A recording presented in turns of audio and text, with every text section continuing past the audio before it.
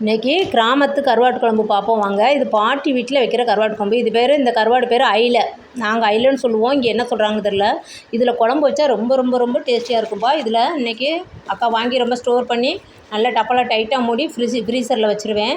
இதை நல்லா ஒரு 3 நாள் நம்மளுக்கு எத்தனை தேவையோ அதை எடுத்து நல்லா வாஷ் பண்ணிவிட்டு, கருவாடு இப்படி வெள்ளையாக இருக்கணும், மஞ்சள் கலராக இருக்கக்கூடாது.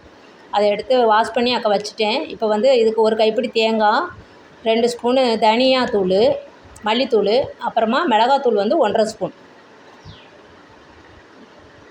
போட்டுக்கோங்க. அவங்கவுங்க காரத்துக்கு ஏற்ற மாதிரி போட்டுக்கோங்க. இன்னும் கொஞ்சம் காரம் உங்களுக்கு தேவைன்னா போட்டுக்கலாம். அக்கா இப்போல்லாம் கொஞ்சம் காரம் கம்மியாக தான் வைக்கிறேன். 1/4 ஸ்பூன் மஞ்சத்தூள் போட்டு இதை நைஸாக அரைச்சிடணும். அக்கா மிக்ஸி என்ன ஆகும், இப்போ 1-2 சுற்றுனதுக்கப்புறம் தான் தண்ணி ஊற்றி அரைச்சா நைஸாக அரைக்கும் என்னுடைய ஜாரு. உங்களுக்கு எப்படின்னு பார்த்துக்கோங்க. ஃபஸ்ட்டே வாட்ரு ஊற்றினா நீங்கள் ஃபஸ்ட்டே வாட்ரு ஊற்றி நல்லா நைஸாக அரைச்சி எடுத்துக்கலாம். அவ்வளோதான். இதை அரைச்சி இதை வந்து பவுலுக்கு மாற்றிடுவோம் அப்படியே. அப்புறம் இப்போ சின்ன வெங்காயம் ஒரு 25 போடணும். அக்கா இருக்கிறது இவ்வளோ தான் இருக்குது.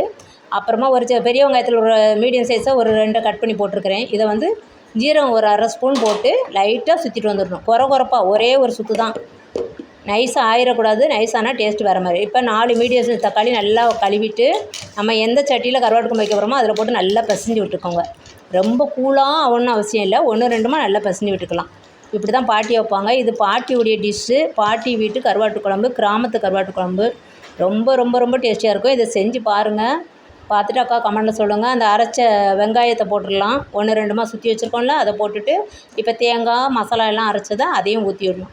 பாட்டி எல்லாமே அம்மியில் அரைப்பாங்க, நம்ம மிக்சியில் அரைச்சிருக்கோம். அதுதான் கொஞ்சம் டேஸ்ட்டு வித்தியாசமாக இருக்கும். இப்போ ஒரு எலுமிச்சம்பழம் அளவு புளி நல்லா கரைச்சிட்டு வடிகட்டி ஊற்றுங்க. இதெல்லாம் கலந்து விட்டுக்கலாம். இதுக்கு 1 ஸ்பூன் ஃபுல்லாக கல் உப்பு போடுறேன் அக்கா. அப்புறமா உங்களுக்கு உப்பு உங்கள் டேஸ்ட்டுக்கு தேவைன்னா நம்ம போட்டுக்கலாம். இது உடைய மாட்டேங்குது பாருங்கள். ஒரு கையில் கேமரா வச்சுட்டு உடைக்கிறோம், உடைய மாட்டேங்குது. பச்சை மிளகா கீரியும் போடலாம், நறுக்கியும் போடலாம். கையிலே பாட்டி மாதிரியே செய்ய வேண்டியது, கையிலே உடச்சி போட்டேன். எங்கள் பாட்டி உடச்சே போட்டுக்குவாங்க. அக்கா 4 பச்சை மிளகா போட்டிருக்கேன். எத்தனை வேணால் போடலாம். இதை எடுத்து அடுத்த நாள் காலையில் பழைய சோறுக்கு இந்த பச்சை மிளகா மட்டும் எடுத்து சாப்பிட்டு பாருங்களேன்.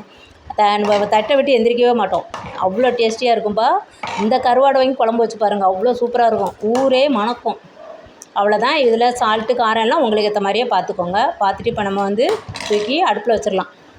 அடுப்பில் வச்சுட்டு ஹை ஸ்பீடு மீடியம் ஸ்பீடு எதுனாலும் வைக்கலாம். வச்சு நல்லா அது கொதி வரணும். கொதி வந்த பிறகு அந்த கருவாட்டு குழம்புல வாழைக்காய் போடலாம், சீனிக்கிழங்கு போடலாம், கத்திரிக்காய் போடலாம், முருங்கைக்காய் போடலாம். இன்றைக்கி அக்கா கத்திரிக்காய் முருங்கைக்காய் தான் போடுறேன். இந்த கத்திரிக்காய் ஏன் உங்களுக்கு எப்படி காமிக்கிறேன்னா, விதை உள்ள காய் தான் வாங்குங்க. என்ன வெஜ்ஜு வாங்கினாலும் விதை உள்ளதை வாங்குங்க, ஃப்ரூட் வாங்கினாலும் விதையாக இருக்கிறது வாங்குங்க. அதான் ரொம்ப ரொம்ப நம்மளுக்கு நல்லது. இப்போ அது கத்திரிக்காய் முருங்கைக்காய் மட்டும் போட்டாச்சு. அப்புறமா இப்போ அக்கா கருவாடு அதை வந்து நல்லா வாஷ் பண்ணிகிட்டே இருக்கணும். நல்லா அந்த தலை பகுதி, குடல் பகுதி எல்லாம் எடுத்தாச்சு. 3 பீஸு, இந்த குழம்புக்கு 3 பீஸ் போட்டால் போதும், நல்லா வாசனையாக இருக்கும். அடுத்து தாளித்து ஊற்ற போகிறோம். ஒரு குழிக்கரண்டி எண்ணெய் ஊற்றிருக்கேன். 1/2 ஸ்பூன் கடுகு, கொஞ்சமாக வெந்தயம் வந்து கொஞ்சம் அதிகம் போட்டுக்கலாம், நல்லா வாசனையாக இருக்கும். அதனால தான் அந்த 1/2 ஸ்பூன் ஈக்குவலாக தான் வெந்தயம் போடுங்க. இன்னும் கூட வெந்தயம் போட்டுக்கலாம், நல்லா குழம்பு வாசனையாக இருக்கும். வெங்காயம் கொஞ்சம் போட்டுட்டு, அந்த வெங்காயம் கொஞ்சம் தகுந்த உடனே கொஞ்சம் கறிவேப்பிலை போட்டு அடுப்பை ஆஃப் பண்ணிடணும். அப்புறமா அப்படியே தூக்கி ஊற்றுங்க. இது தாளிச்சம் எங்கள் பாட்டி லாஸ்ட்டில் வந்து தாளித்து ஊற்றுவாங்க. அதனால தான் அதே மாதிரி வைக்கிறேன் நான். அவ்வளோதான். லைட்டாக சிம்மில் போட்டு மூடி வச்சிடணும். மூடி வச்ச பிறகு குழம்பு வாசனை நம்ம திறக்கும் போதே கமன்னு வரும். ஓரமெல்லாம் அப்படி எண்ணெய் படிஞ்சிருச்சு.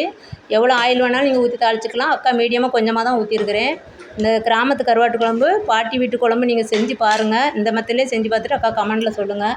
ரொம்ப ரொம்ப ரொம்ப சூப்பராக டேஸ்டியாக இருக்கும் இந்த ஐல கருவாடு குழம்பு. இதில் வாழைக்காவும் போட்டுக்கலாம், சீனிக்கிழங்கு சக்கரவள்ளி கிழங்கும் போட்டுக்கலாம். ரொம்ப ரொம்ப சூப்பராக செஞ்சு பாருங்கள். கமெண்டில் சொல்லுங்கள். தேங்க்யூ.